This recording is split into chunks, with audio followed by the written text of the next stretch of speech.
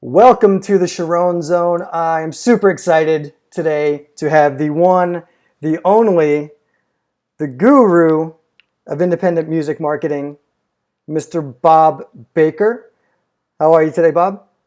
Jim, I am fantastic. It's really great to connect with you because I know, I've been following, we've been kind of connecting, and I've been following your stuff lately on Facebook, and you are exemplify that proactive, independent musician that so I really appreciate the energy that you bring to your music, and so it's a real thrill for me to connect with you today. Ah, thank you, man. That means a lot coming from you. So I'm gonna brag about you a little bit, and then if there's anything that you want to add, please feel free. So you wrote the Guerrilla Music Marketing Handbook, Mhm. right? You also developed a music marketing 101 course that was used at Berklee School of Music.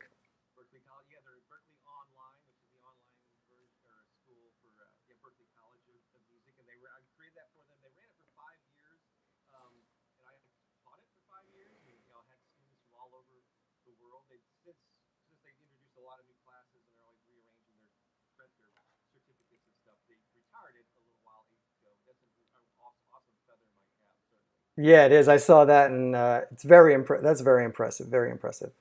And so I'm gonna quote CD Baby, which is one of my favorite companies of all time. I interviewed for my blog a few years ago. I interviewed just over email Mr. Derek Sivers, which was very cool. The sage that he is. And so CD Baby, where I believe I discovered you years ago, they called you the Godfather of independent music marketing. Yeah, and I'm glad they said Godfather, not grandfather. Godfather has a little more attitude to it. Yeah, yeah, that was very cool. And in fact, I knew Derek Sivers is an old friend of mine. And we had a number of phone conversations in the '90s, like a year or two before he started CD Baby. And I remember being on the phone with him one time where he said, "I got this idea. I set up this credit card system for my own band, to sell our CDs. I was thinking of offering it to other bands." And he says he was kind of basically like asking me what I thought of it, and I said, "Sounds like a good idea. Give it a shot." And here that was 20 years ago, and yeah, he ran it for the first 10 years, and then it was purchased by the company that also runs disc makers, and some other, and but they've done a great job with it too. So yeah, it's really Yeah. fun to watch that evolution of that, not only that company but the whole music industry over those decades. Yeah, that's amazing that you were right there and you knew Derek from the beginning and I think you nailed it. I think you nailed it. Yeah. Saying telling him, yeah, I think that's a Yeah, good idea. fine. Sounds good to me. Yeah, because the whole idea of you kind of taking orders. Because I've been online. I think I first got email like '94 or '95 with an old AOL account. I guess they're still around. People still have AOL account. But I remember and I was sort of early on in not only in online marketing but also in independent book publishing.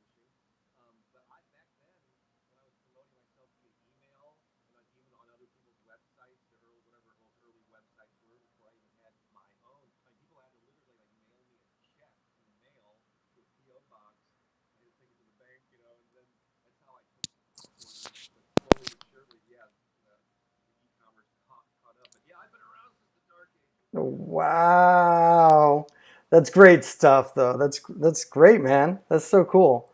Um, so what I'd like to do is just of course let everybody know what you've been up to and what you do, and we can use this as kind of an introduction podcast, and then like we had talked about before, we can go on to do some shorter ones and little mini ones, but um, let everybody know what you've been up to lately with your career. And I mean, we talked about you do a lot of things. I mean, you're an actor. You do a lot of stuff. So I want to let everybody know what it is so they get a good overview of you, and then we can do some shorter little podcasts after this. And Yeah, and I'd be happy to answer any questions or any tangents we go off on that you think would be helpful to you and your listeners. And so basically, as far as like professionally or related to my books and all that, I guess lucky that I sort of identified a mission or a purpose to my life. And so basically, my mission, what drives me, is I'm on a mission to educate, inspire, and empower musicians, writers, visual artists, actors, basically what I call creative entrepreneurs. I'm starting to refer to use that term to refer to myself as a creative entrepreneur. It's also it's also the title of one of my podcasts. And so basically, I've been self-employed in the arts for much of my life. The last time I had a day job was about 15 years ago, and so I and so I make a living doing a variety of things. The bulk of what pays the bills, or what I do, involves that whole, I guess, a bucket that includes being an author, being a teacher, being a coach and a consultant. So it involves paperback. It's like, so basically I refer to it as information products. So there's books and paperback books, e-books, audiobooks. There's online courses. There's sometimes I do online workshops, and then I do some of this one-on-one and group kind of uh, coaching. So it's a variety of things in that sort of expert space. And luckily, this is a topic that has inspired me for a long time. So basically, how I got into all that was I can trace back to childhood interest in like two things. One was music. I've been playing the guitar since like middle school and was playing in bands for many years. And actually, a lot of people don't realize that, who know me just as an author, don't realize I've been an active working musician for about 40 years. Um, Part time. But there was a period in my 20s when I was gigging full time around St. Louis, which is where I was born and raised, and I still live. But I also had an interest in the written word, and so in the late '80s, I combined these two passions and started publishing a music magazine that covered the local music scene here in my hometown in St. Louis. So I became a journalist of my own making. I created my own vehicle, my own publication. Um, and back then, that allowed me to interview, tons of different artists at different levels, local bands, touring acts, and I was always picking their brains for how they built their careers, and started, collecting this information, started applying what I learned from them to my own life, Mm-hmm. because I was a musician, I was a journalist, I was done acting, I've done plays, I've done improv, even stand-up comedy years ago, I've done a lot of things in the arts. Um, and so that's how and then that series of events led to the publication of my first book about 25 years ago. So I've got a total of 15 physical books that I've published over Wow. those 25 years. Um, and so that's like one, so that's the bulk of still what I do in that, as an author, expert, teacher. I'm also an adjunct professor at Lindenwood University, which is a local music university here with a growing music business program. Wow. And so, but the other maybe 20, 25% of what I do involves, I continue to play, perform music. I've put out like 7 albums of independent releases of mostly original music that I've created, over the last 30 years. Um, I do some visual art. I also do a little painting, I sell some original paintings every Jeez. now and then. And then I teach and perform improv comedy, which I think you've probably seen a lot on Facebook. Yep. Yep. So it's a great, rich, creative life in that I have and I limit it. I know that's a lot, but I limit it to those 4 buckets of writing and that related stuff. But playing music, doing improv, and doing art. And I realized some years ago that it's a nice balance between introvert and extrovert. Like artwork and writing is a very solitary creation. You kind of mostly create that on your own. Oh yeah. Don't have a lot of other people around. But I also need the social and the performance aspect. So improv, playing music on stage like you do, Mm-hmm. is very extroverted, and you're on. So I like having that balance in Yeah. my life, Yeah. creativity. And so since I do, it's a long. I don't know how long of a backstory you want to do. But I think it gives me a unique perspective into the creative, like the psyche of a creative person. And so that's why I feel like, yeah, it perfectly fits in with that mission to inspire others to pursue their creativity on whatever level makes sense for them. Mm-hmm. Mm-hmm. Um, and especially when I say creative entrepreneur, that's basically somebody that's taking it a little bit beyond, at least a little bit beyond hobby mode. There's nothing wrong with dabbling in creativity, but if you want to, and there's different, but if you want to do more with it, then that's kind of like where I come in and to inspire you and show you all these different ways that you can share it. And there's different ways of doing more with it. It's not just making a living or making money or make it your full-time gig. It could be making a difference. I think that's a really important part of all artists when they tap into that. How's my music or my art and my words or whatever impacting people in a positive way? Can you relate to this through your songs? Like, Oh, absolutely. Number one, I just love the term creative entrepreneur. I love the concept, and I think that a lot of people, especially that would be listening to this or watching this, can totally relate. Um, I can definitely relate to the, I think maybe at the beginning it was a little more about, oh, get I want to get my stuff out there, and I want to, have people like it and respect it. And then it turns to, I really want to have people connect with the songs that I write, even if it's a party song and drink a beer on the lake. I want people to go and listen to it and enjoy themselves. Or, of course, if it's a meaningful song.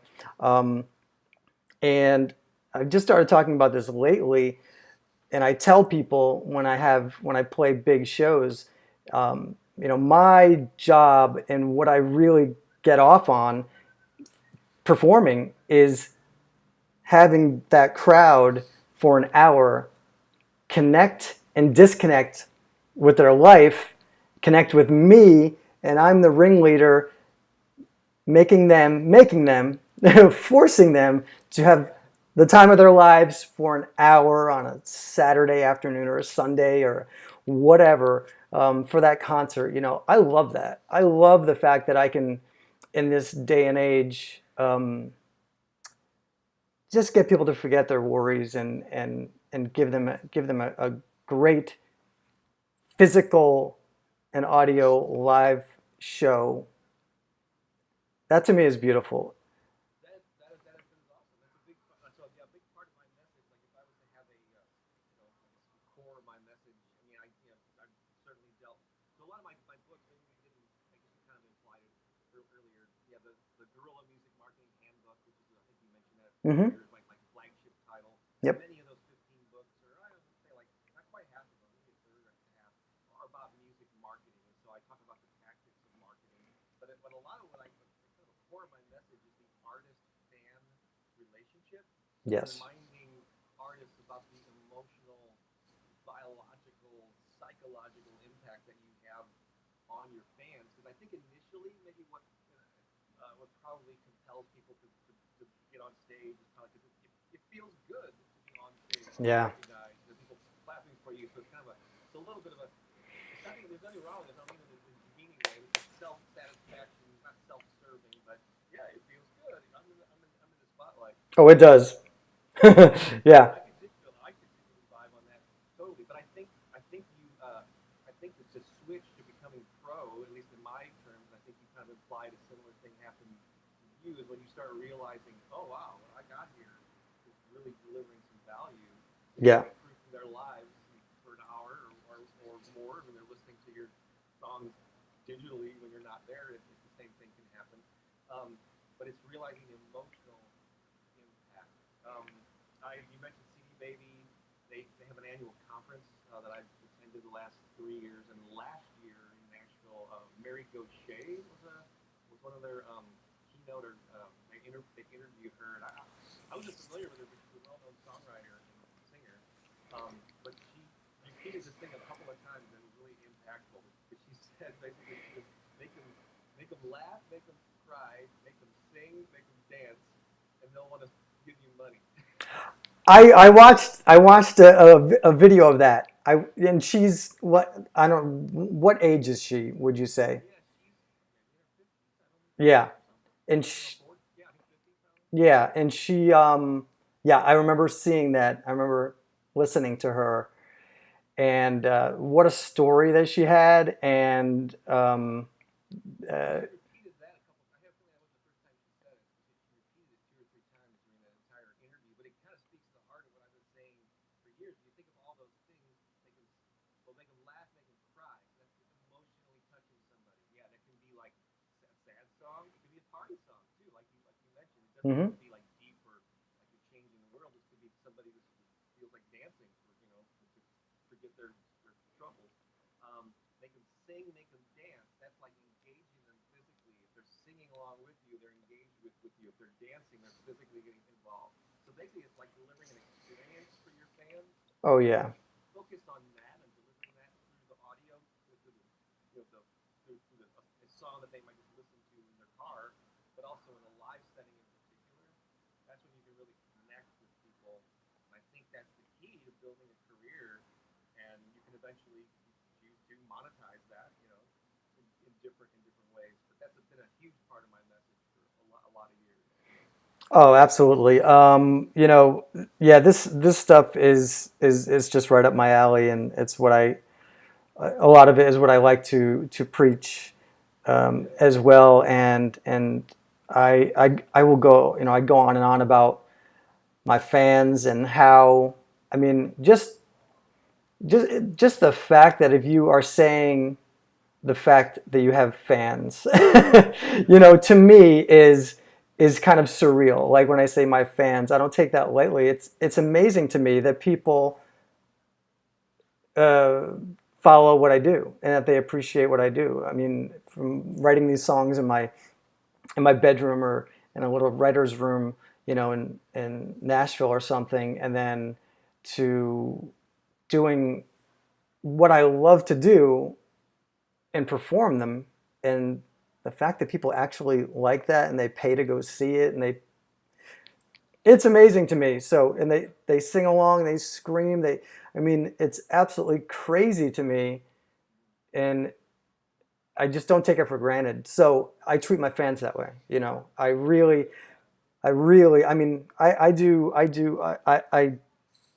do everything I can, to make my fans feel like they're special, because they are.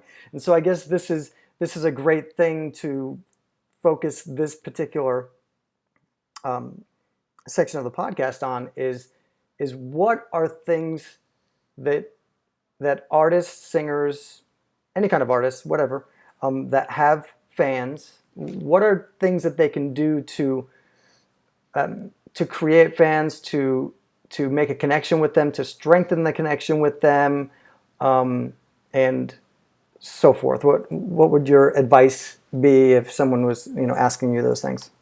Yeah, well, if you make that the focus of your, like you said, if you stop thinking about, well, how can I sell more records, or how can I get more people to my shows, or whatever, maybe in your head just do a little reframing of that. Is, yeah, how can I impact more people in a positive way? So it's let's think about this. So in a live setting, and I know you already do this because music is kind of built in built into your type of concert, but not every act, especially like an acoustic act or something you're playing in a coffee shop, this might not. Uh, you may just sit there and you think, okay, my job is to sit here and play songs. They listen, I play, But if you can get people to interact with you, Yeah. like things like simple stuff, everything from getting them to clap, encouraging them to sing, create chords, cookie things, or where they sing a little melody back to you or something. Asking, like, and if you could talk from the stage, whether in a small setting or a concert setting, ask them to cheer. I mean, yeah, the smaller the venue, the more intimate you can have more conversations. You can't do that with 5,000 people. But there's different ways that you can engage them. You just give, so it's basically, yeah, whatever you can do in a live setting, you just engage with people. Also, in smaller venues, I know even though I know it's kind of a focus, or one of the things that you're doing, which is great, is you're playing bigger shows now. Yeah. Opening for well-known people and festivals and all that. But you came up doing the solo. Oh, yep. I started, and I always tell the story. The stories of, I started on a bar stool, and I started touring with my guitar and my little sound system, and that's how I started my career. I mean, I think it was a solid 4 years of just making a living, sitting on a bar stool for 4 hours a night. And I would go around to my markets. I would go to South Florida, all through the Florida Keys, in and around Nashville, and up in New England, where I'm from. And that's how I started my career. my professional career, and I would play, uh, you know, sometimes 6, 7, 8 gigs a week. Sometimes I would do doubles. I would do doubles a lot on holidays because I would be down in the Keys during the winter, and many Christmas, Thanksgiving, and New Year's Eve, I would play up to 8 hours solo acoustic on a bar stool, and it taught me everything. Yeah. It taught me everything. So obviously, yeah. So whether it's a solo in a small venue or with a band, and yeah, it's engaging with people. But then when you in those smaller venues, when you come, so actually you have some advantages when you're coming up and coming, and you're playing smaller places.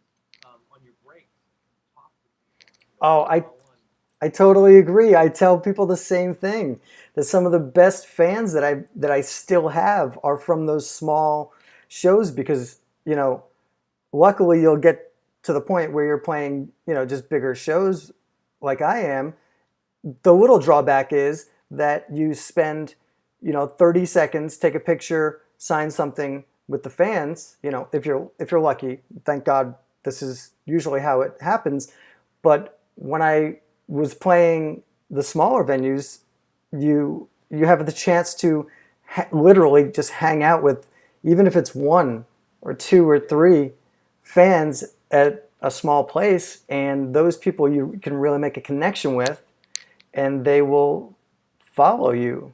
And they're fans to these days. A lot of the fans still follow. Yeah, I had Debbie McGee Griffin was a fan that I met at a small solo acoustic um, concert, a bar gig, and she started. This was years ago. I don't know if I originally met her in Philadelphia or if it was in the Keys, but she started my fan club on Facebook, which is a big thing now. But when she started it, I was like, oh my God, who's gonna want to be in my fan club? I don't have any fans, That's but crazy.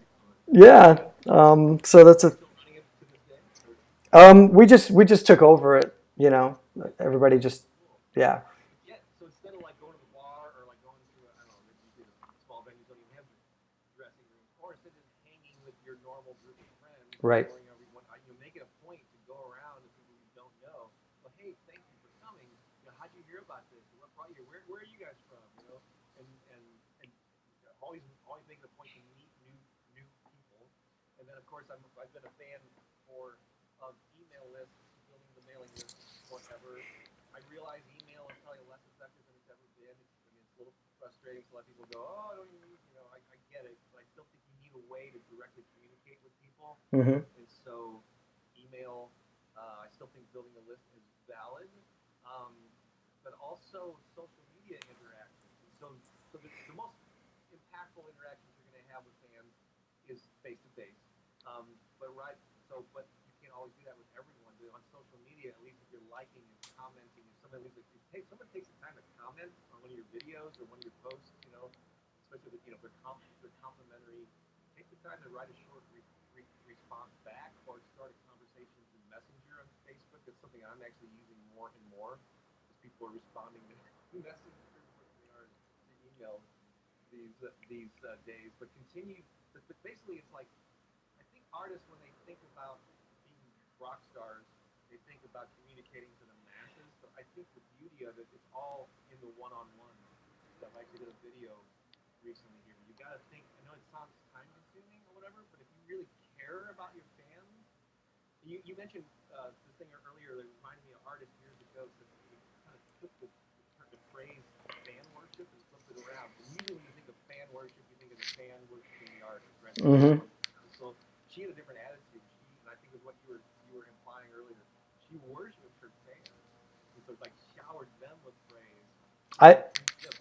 Right? Oh, I do. Yeah, I do that all the time. I send, just in the fan club today was somebody's birthday. I noticed on regular Facebook, so I posted, happy birthday to that person and tagged them in my fan club. But I'll put in the fan club, who wants a postcard from Australia because I'm touring in Australia in December, and that's what we do, and my wife helps me out, and we get a bunch of postcards from wherever we're going, and send them out to fans all over the place, and just simple things like that. Oh, I've got a good one. I hate to hijack what you're saying. I'm trying to add. I'd like to hear a real life artist who's acting on these principles. This is a really, really cool one. Okay, so we opened for Bret Michaels a few weeks ago again, which we do often, which is super cool. So we're playing. There's a huge crowd. This is in Webster, Massachusetts, at a place called Indian Ranch, and there's this big, tall guy, in the front row, right up against the stage, and he's just rocking out the whole time. And so I go out onto the speakers and stuff, and at one point I was promoting my new CD, which I hold it up and I tell everybody how proud I am of it, and tell them they need to buy it. So I'm holding it up on stage, and I always make sure that I have like my little table and my Sharpies on stage and my postcards to autograph and CDs to promote. So I'm like, I go, who wants it? And everybody starts pressing up against the stage and putting their hands up. So this guy was really tall, and I remember I was like kind of out on up to the front of the stage, maybe out on one of the speakers, and I saw his hand, but then I saw this little small woman that was just going crazy. So I threw it over him to her, and I don't know, I posted something about it on Facebook, and he responded, and he said, "Oh, I really wanted that CD." And I responded to him, "Oh, I remember you standing there," because he's probably like 6'4", so I couldn't miss him. So I posted right on that post, said, "Look, inbox me your email address, your physical address, and I'll send you." Oh, and he was like, "Oh, and I got the guitar player from Bret Michaels, gave me his pick." So I said, "Look, send me your address. I'm going to send you the CD for free and one of my guitar picks," which he was super excited. And then to make it, a creative entrepreneur story full circle, I wear this USA jean jacket during some of my concerts, and people seem to love it. So I started to sell them at. I think the first time I wore it was at a Big and Rich when we opened for them, and some people were asking me like, "Hey, can I buy that jacket?" And so I ordered them custom. So I started selling them for $250, right? I sold a bunch of them last summer during our tour. So this same person who I sent the CD to saw that I was selling the jackets, and he just bought one for his wife that was at the show for their anniversary. So he ended up being a paying customer after getting something free. Yeah, exactly. So I think that really sums it up, man. Like, Yeah, but so if you're coming from a place of serving your fans, which you should be thrilled. That should be like your greatest motivation is to serve others through your music, and you benefit and feel good about it as a result. Then you're more compelled to take the time to interact with people. It shouldn't be a burden. It should be something that you look forward to. That's the reason you're making this music, so it connects with people. So that's the ideal way to pursue it. So you see, my message is kind of more than just about marketing tactics and what buttons to push and how to format a press release. More like the whole, how do we approach our lives as artists to serve others and make money and feel good about ourselves in the process. yeah, I feel like it's almost as if the more interested in people or someone that you are, the more interested in, you know what I mean? The more interested you are in them, the more interested they are in you. And then it's kind of a win-win. But of course, what I think we're both saying is that it just has to be genuine. It can't be like a marketing ploy where marketing is a huge part of it. But I think if you add that special sauce, which is actually freaking caring, you know, then you can do amazing things. Yeah, when done right, marketing to me is just a natural extension of the creative process. It's not something you have to switch into business mode for, which always sounds very unappealing to me. But if you make it part of who you are and part of your sharing your gifts, then it's a lot easier, you know. But that takes a mental to like re-educate themselves on what marketing is and get over those stigmas about it being dirty and manipulative and evil or just burdensome or whatever. Because then you're never going to win with that kind of attitude. Just use your Absolutely. own words. If you don't like the word marketing, say, "Hey, I'm gonna actively share my music today."